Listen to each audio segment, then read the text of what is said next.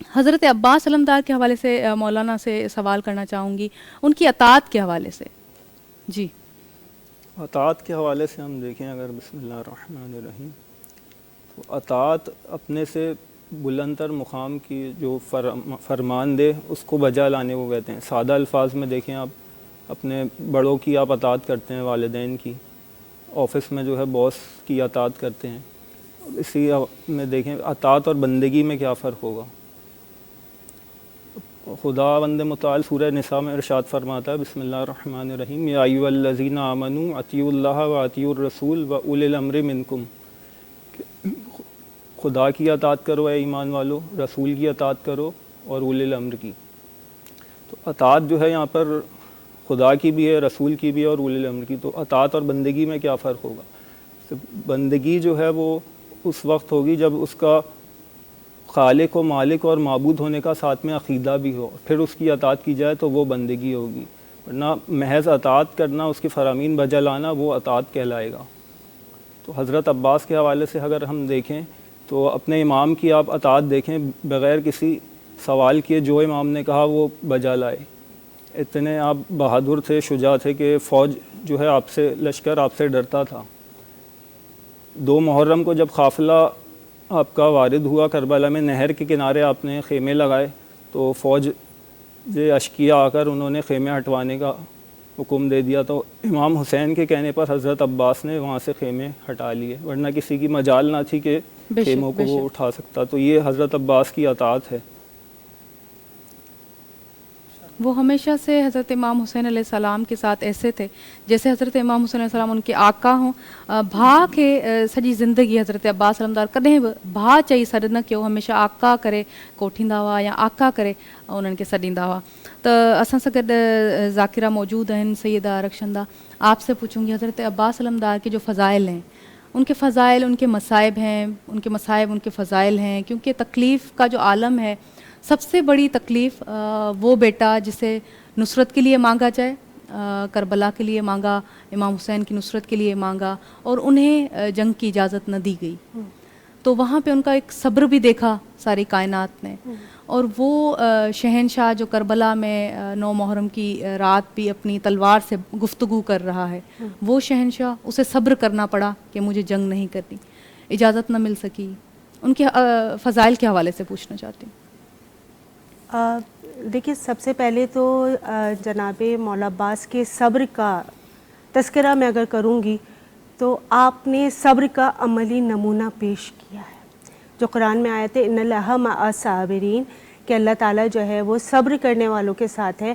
تو آپ یہ دیکھیں کہ مولا عباس نے کہاں کہاں صبر نہیں کیا. اتنا شجاع، اتنے بہادر کہ اگر آپ تاریخوں کو کنگھالیں تو ہمیں مولا عباس جو اتنے شجاع، اتنے بہادر تھے، ہمیں صبر کرتے ہوئے نظر آئے. کہاں سے؟ کہ جب مولا کائنات کو سجدے میں ضربت ماری گئی، کہ آپ نے صبر کیا کہ بابا زخمی ہیں، بابا کے ضربت لگی ہوئی ہے اور قاتل مولا عباس کے سامنے کھڑا ہے اور آپ بدلہ نہیں لے پا رہے. آپ کیا کر رہے ہیں؟ آپ صبر کر رہے ہیں. اور وہاں پہ مولا کائنات مولا علی علیہ السلام بھی حضرت عباس سے کہہ رہے ہیں کہ قاتل کو شربت پلاؤ. یہ آپ دیکھیں کہ سخاوت کا اس اہل بیت کے گھرانے کا یہ معیار تھا کہ آپ نے جو ہے یہاں بھی صبر کیا. مولا کائنات کے سامنے قاتل کھڑا ہے، آپ کہہ رہے ہیں کہ اس کو جو ہے شربت پلاؤ، اور اس نے پھر وصیت بھی یہی کر رہے ہیں کہ اس نے ہمیں ایک ضرب ماری تھی، اگر تم بھی اس کو ایک ضرب مارنا، اگر اس کے بعد بھی یہ زندہ بچ جاتا ہے تو اس کو معاف کر دینا. تو یہ اہل بیت کی شان ہے. صبر کیا.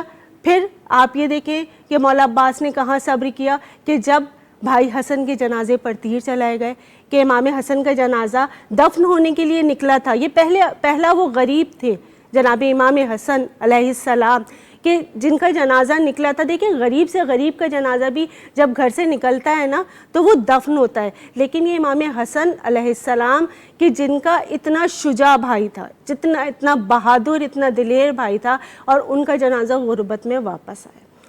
مولا عباس جلال میں آئے، تلوار کھینچی، جناب زینب سامنے آ گئی. عباس تلوار نہیں. اسی طریقے سے کربلا کے میدان میں لاشوں پہ لاشیں اٹھا کر لے کر آ رہے ہیں. جلال تھا آپ کے اندر ایک طریقے کی جسے کہنا چاہیے غیظ و غضب تھا، لیکن آپ کیا کر رہے تھے؟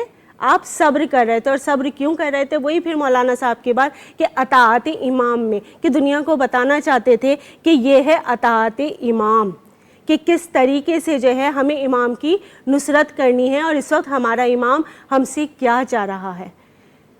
کہ جب آپ نے جنگ کی اجازت مانگی ہے کہ آقا مولا مجھے جنگ کی اجازت دیجئے، تو آپ کو جنگ کی اجازت نہیں دے رہے تھے، اور جب آپ سفارش لے کر بی بی سکینہ کی آئے ہیں تو اس وقت بھی مولا حسین نے آپ کو کیا کہا کہ عباس جنگ نہیں کرنی. جیسے کہ آپ نے کہا کہ اگر جنگ کی اجازت مل جاتی تو اس وقت کا منظر ہی نقشہ ہی بدل جاتا. بدل جاتا. تو آپ کو صرف پانی لانے کی اجازت دی، اور یہاں تک آپ صبر دیکھیے مولا عباس کا کہ آپ کو ایک ٹوٹی ہوئی تلوار دی، ٹوٹا ہوا نیزہ دیا کہ صرف پانی لانے کی اجازت ہے، عباس جنگ کرنے کی. تو حضرت عباس تو ہمیں اپنی زندگی کے شروع دن سے اور آخری دن تک صبر کا عملی نمونہ ہی نظر آئے.